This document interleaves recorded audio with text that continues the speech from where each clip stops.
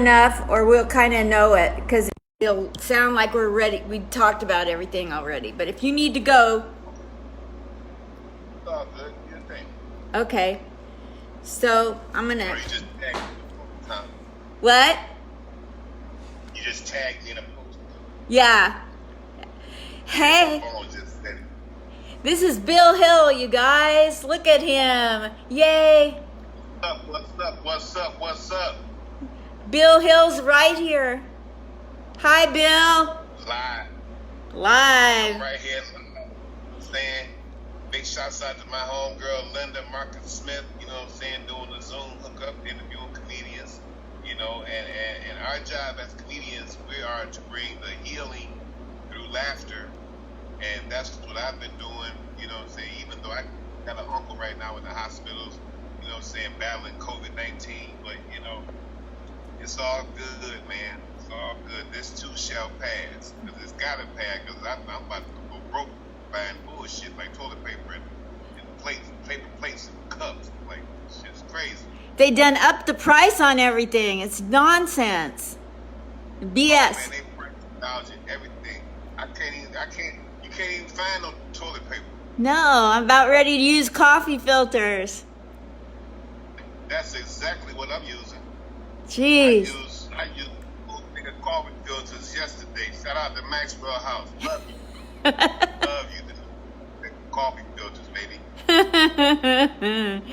So tell me, you're in Detroit, you're from Detroit, you live in Detroit, you've traveled around the country, probably the world with your comedy. Yes, I have. I'm born and raised in Detroit. Been doing comedy 30 years. Lived in New York, LA, DC.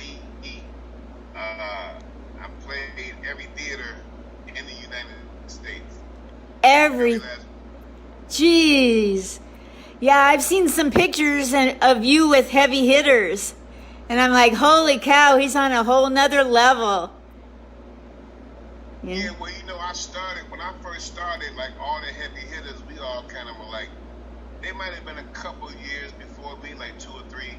So, you know, I came up with Tracy Morgan, Chris Rock, Capone, Cedric the Entertainer, Mike Epps, that's one of my real good friends. My guy, Faison Love, Freeze Love, Eddie Griffin, you know, all the Chris Tucker. Wow. So funny, I remember living in LA with David Edwards and Mark Prince's brother and a comedian named Todd Rex. Yes. We were all living together, sleeping on the floor on Detroit Street, right off of Wilshire by La Brea. And we decided one day to go get the Los Angeles welfare system. T-Rex and Mark Prince, we went and got the welfare, and we wasn't even really buying food with it. We was buying weed with the welfare. So, We would go into the Rampart District down there by MacArthur Park, buying our weed, and we never knew that that's the area that the TV show Cops was always at. It's so funny, we never got caught. So when we did buy food, you know what I'm saying, with the welfare, we used to go by Chris Tucker's apartment, and we would drop off cereal with milk to Chris Tucker. You know what I'm saying, before he was a big star. So he always remembered that. yes. Whenever I see him, it's love, you know what I'm saying? But I started out with all the greats. I'm a Def Comedy Jam veteran, all-star.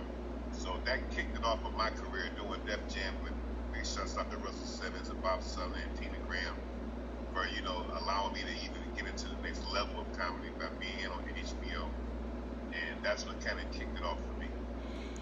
In your career, was there any one person that gave you a break in a certain level of your career that you'll never forget that you want to mention?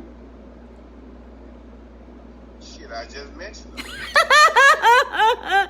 Russell Simmons and Tina Graham. That was the first big break doing Def Comedy Jam. That was 1993 and 1997. Thank you. Martin Lawrence was the host. Martin Lawrence was the host back then, but I Other than those people, I would have to say another major break in my career is when I got off into theater. That's how I was able to play all the theaters around the country. I did urban stage plays for about 20 years. And I started out with David E. Talbot. David E. Talbot went on to make several hot movies, you know, big comedians and all that. But that's when I first started. Actually, my writing career was when I punched up existing manuscripts that he had written. Wow. And so he introduced me to the world of theater. And that's what made me start taking my acting serious. Because at that time, you know, comedy was good, but I mean, you know, you're young and you're traveling the world. We flew every Monday, staying in a hotel for a whole week, doing the play Monday through Tuesday through Sunday, making good money. Just, you know, doing radio interviews every week. It just pushed me into the game to when I learned a lot from some real good people. The Van Davis, David Whitfield, you know, these are theater guys that are just like legends. Anthony A.K. King. These guys taught me a lot. They taught me a lot about acting. Wow. This theater is very, people who do theater, they're serious about their craft. They don't have time for bullshit. So if you're not serious, don't try to be into theater, because they're very, very serious about the basics, the techniques. You have to learn these things. You can't be on stage with your back turned to the audience saying your lines, you know? Looking at your notebook. Oh man, you gotta have your notebook. But that was the best times of my life. We were doing stage plays. It was crazy because a lot of people don't know, like, the company I was with was called Prayer Works and Faith Entertainment, Angela Barrow Dunlap, and the great Lizzie Berry passed years ago. But we were like number one, you know, number one doing urban theater, and sold out the Beacon Theater. What? We did 1 month. We played in the Beacon Theater. That's on Broadway in Manhattan. Yep. 30 days. We did the whole month, and we sold out in like 9 hours. That was set a world record for selling out at the Beacon Theater. That's where Michael Jackson's hair caught on fire. People don't know what. That's a famous theater in Manhattan. I know where the Beacon is. So that, He was yeah, a. it's like 70 Broadway.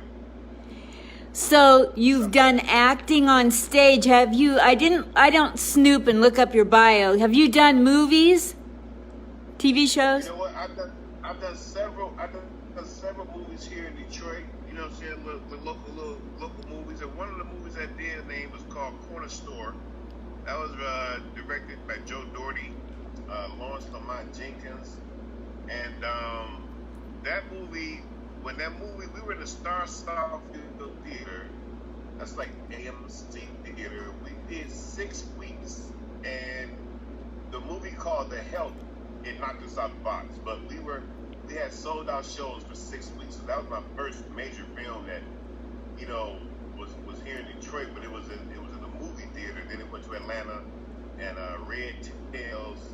That was the Army movie that knocked us out the box there. But to even be able to be in the AMC movie theater for 6 weeks, that's big in its own right. You know what I'm saying? So shout out those guys.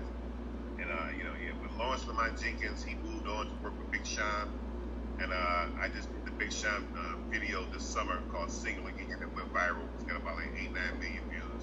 What? So it's all good. That's crazy. Wow. Sometimes I get brand new comics that look at these videos and they love shortcuts. You know, when they're new, they want to know how to get a Netflix special their second week.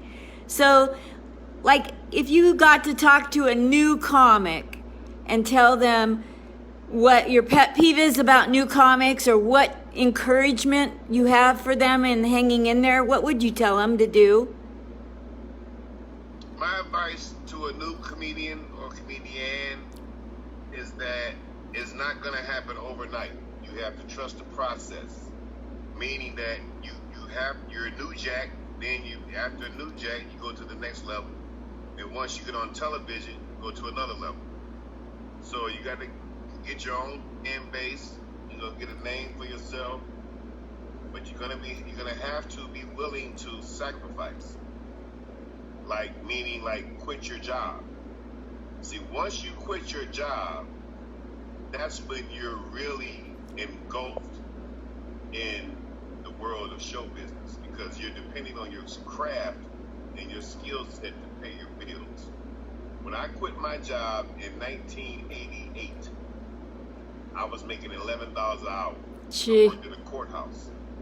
Everybody told me I was crazy. They was like, why are you quitting your job for this comedy shit? Because I'm like, because I know I can make it. And I left the courthouse in Detroit. I went to D.C. I lived there for 5 years. Then I left D.C. and moved to L.A. When I came back to Detroit, I was playing at music hall, doing a stage play called What Goes Around Comes Around by David E. Talbot, which the theater is across the street from my old job, the courthouse. So we have a rehearsal. I would see my ex-coworkers. They're like, you said you was going to go make it. You in this play? I'm like, yeah, I'm in this play. Y'all want some tickets? They was like, damn, you in the play? You on the road? You touring? I'm like, man, but see, the sacrifice, you know, you have to appear to be crazy to do this shit. You know what I'm saying? Like right now, I'm in a pandemic. My daughter's high school, the tuition is $1,100 a month. I paid it on March the 30th with no shows. You know what I'm saying? So you gotta step out on faith and just don't think that it's gonna happen overnight. You don't really start making things happen till your 10th year. Back in the day, that's how it kind of went. Your 10th year, you start kind of making some noise. That's cool. So, what's the funniest thing that ever occurred in your comedy career? Oh, I would have to say when I performed at, it's a room in New Jersey called the Peppermint Lounge. That was Bob Sumner's spot in New Jersey. That's one of the roughest rooms in New York. It's like rougher than Apollo. I had good shows there, but this particular night, I was bombing. And not just me, everybody was bombing. Bill Bellamy was the host. What? Bill was bombing. Wild Man Steve was bombing. Royale Watkins was bombing. And Royale Watkins used to have a toy gun on his set. When he did his set, he had a toy gun behind his back. So while I'm on stage bombing, I go and get Royale Watkins' toy gun, point the gun at the crowd, and I'm telling them, get the fuck out. Just get out. Y'all would get it. And they were standing up, about to walk out the club, but it was so crowded, it was a line in the hallway to kind of get out. So I just started just going nuts. And some of the people were laughing as they were standing in line to walk out. So I did get one couple laughs, but that had to be, to me, it was the funniest in the world because like when you bomb in front of like 300 people, that bomb's gonna stick with you forever. So it was funny to me because I was like, everybody, I knew I was gonna bomb because everybody was. When Bill Bellamy runs New Jersey, at that particular time, he was the man in New Jersey. He was the ultimate host. He was on stage telling people, hey, look, I'm from here. What's wrong with y'all? Why y'all doing this to me? Wow. So when he's saying that kind of shit, oh, I don't have a chance. Nobody had a chance that night. Everybody bombed. And that was the first show where everybody, the whole set, I don't know what happened. And it was star-studded. It was like Queen Latifah in the crowd, Naughty by Nature, Shaquille O'Neal. Like it was New Jersey Net basketball players. It was packed. We all laughed about it at the end. But yeah, that was funny as hell to me. Oh my gosh. So the pandemic, struck, and what, when there's bad things that happen, good humanity can come out of it. What's the best humanity you've seen in Detroit out of this pandemic? Now, you gotta understand something. It's Detroit. Ain't no fucking humanity. They fucking going crazy out here. This shit. Are you calling me on white privilege? Are you there? Hello? Hello? Oh, man. Somebody's calling on the phone. Here we go. Yeah, it's crazy out here, man. I mean, it's love out here, but at the same time, like, there's no people who don't have any money. You know, they're pretty much in bad shape. It's like it's tight. You know what I'm saying? People stealing food to try to feed their families. You know what I'm saying? We're not getting the help that we need from the government, which is bad. You know what I'm saying? I don't think that's cool. You know what I'm saying? It's bigger than the coronavirus. This is some other shit. This is some other shit. This shit is airborne. Yes. They try to say airborne. This shit is airborne. And that's the truth. They just don't tell the truth. Like, where the fuck is the ventilators? Exactly. Doctors and nurses, they need help. Big time. Well, because, So, what's that? go ahead. Because this whole shutdown and because of what you've experienced in Detroit, what do you do differently in your career in the last, say, year or because of the virus? Oh, I'm not even tripping on the virus. I'm about to sell dope. I don't got time for this shit. You are so real. I'm not playing no games. Fuck comedy. Fuck comedy. I'm about to sell people. I'm not broke out here. I'm not doing it. I'm selling dope and alcohol. You can buy a pint, a fifth, or half a gallon, or whatever drink you want to drink. And I'm selling dope. I just bought me a brand new scale. With some comedy. In comedy clubs, I'll fuck y'all too. And some clubs who didn't book me, you ain't making no money right now. You're not making no money right now. All the clubs ain't booked me, fuck you. I'm suffering right now. I'm telling you, I'm selling alcohol and dope. Yeah, you guys need to book Bill Hill. I've watched him on Facebook and he's for real. He keeps it real and he knows what he's doing. So book him. Book him ahead of time. You know, just like they're doing with the airplane flights. Bill, tell us your Cash App. If we want to... Oh, my Cash App is $, William F. Hill. F as in Ferris Bueller Day Off. William F. Hill. Okay. You know, and speaking on that, like, a lot of comedians are doing shows in the living room and asking people to Cash App. I haven't asked anybody to Cash App me anything right now due to the fact that I know that money is tight right now and everybody needs money for their family. You know what I'm saying? Yeah. I'm not selfish. So if you Cash App me, that's cool. If you don't know, I'm not even mad because I already know what it is. Like, I'm at the grocery store right now. When I get off the phone, I'm going in Maya's grocery store and buy some more stuff. I just left another grocery store, so I know what the money is for. It's for your family. So, hey, it's all love on this end. You know what I'm saying? Yes, and I heard a lot of people this week saying that the shutdown has not affected them one bit, and those people can reach in their pockets and help some people who have been giving their lives to make people laugh for 30 years like you. Yeah, and it's all good. You know, and I know for a fact, laughter heals. You know what I'm saying? And laughter is medicine. So, go look up as many videos as you can. You know, old comedy tapes, Richard Pryor, Red Fox, Eddie Murphy, Def Comedy Jam, on the Laugh Out Loud Network. You know, Kevin Hart, he bought all of the Def Comedy Jam tapes. 2 of my shows are on there as well. Laugh Out Loud Comedy Network by Kevin Hart. You know, shout out to him for keeping us alive like that. So, yeah, just laughter is medicine. Laughter is going to heal the world. So, enjoy yourself laughing and just escape reality for a few minutes, and then just, you know, all this too shall pass because God is real, you dig? Yes, and I just, comedian Miss Arkansas says hello to you. She's here in Vegas with me. We're pretty tight. Oh, that's my buddy, Miss Arkansas. Hey, baby. Man, she always been 100. Yeah, she's something else. I love her.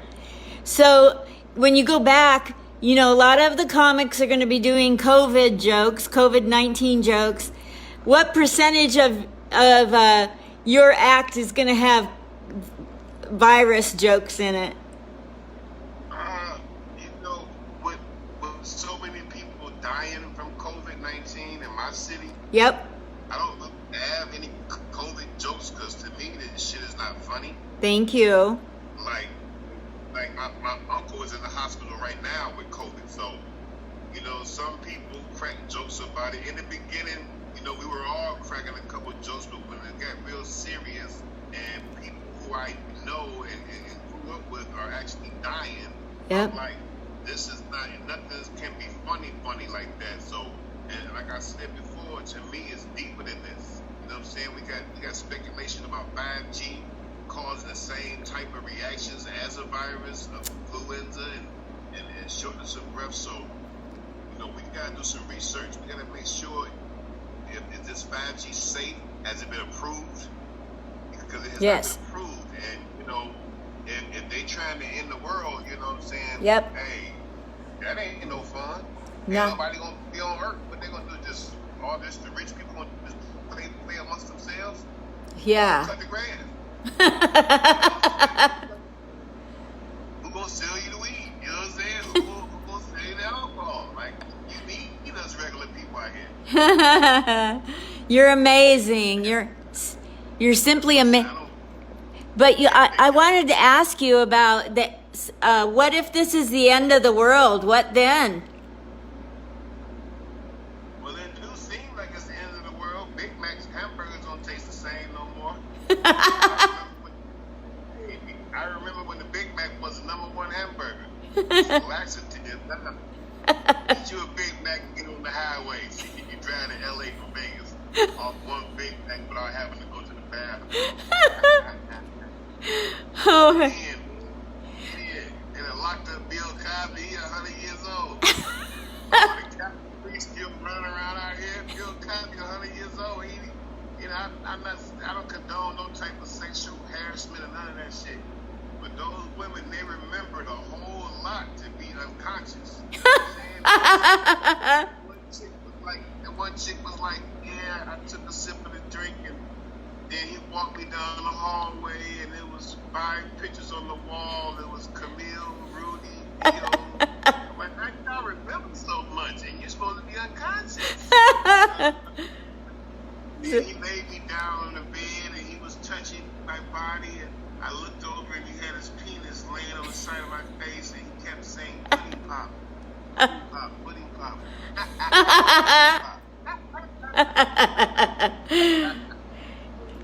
thank you so much. And remind us what your Cash App is, please. Yeah, my Cash App is # William F. Hill. F as in Frank.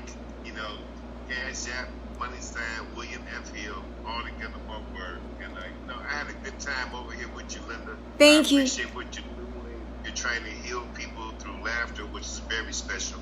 Thank you. And, Yes, I am. I'm trying. I'm happy that you're doing what you're doing. Thank you so much, Bill. You'll probably get a call from Cynthia, and she might want to do the same thing. We're kind of learning from each other what to do. Okay, no problem. I got you. Thank you. It's all good. Like I said, to all the comedians, man, my advice is just keep pushing, believe in yourself, be your biggest fan, and just be ready to make a sacrifice to get where you're trying to go, and it will happen for you. I love it. Sure. And you're on Facebook as Bill Hill. Are you on all that other social media stuff too? Yeah, well, my Instagram is the numerical #1 Bill Hill, Mm-hmm. and my Facebook is Bill Hill. I don't do Twitter because 45 is on there, so I don't want to even see his shit.